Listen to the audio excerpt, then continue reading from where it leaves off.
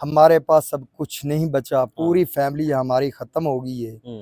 ये जड़ावाला जा रहे थे, स्कूल की छुट्टियां ख़त्म हो गई थी ना, तो आपस में ये देखो ना सारी फैमिली है हमारी गाँव आए हुए थे ना। इसके जो है ये बच्चे हैं ना, इन मासूम बच्चों का नाना भी है, दादा भी है, एक ही फैमिली है। 4 बच्चे हैं जिनका मतलब है दादा है, वो 4 बच्चे हैं, 3 बच्चे हैं जिनका मतलब है नाना है, नाना दादा दोनों हैं। ये पोतियां पोते नवासे हैं और पूरी फैमिली जो है ये खत्म हो गई है। छुट्टियां मनाने आए हैं लेकिन फौतगी हुई ना, दादा अबू फौत हो गए हैं ना, शाहजहां के फौत अबू हुए हैं, उस पे वो आए हुए थे छुट्टियां के लिए। फौतगी हो गई थी, बच्चे तो सारी गल है कि फिर आने ही सी फौतगी थे, दादा अबू फौत हो गए तो बच्चे कदों रहने ने।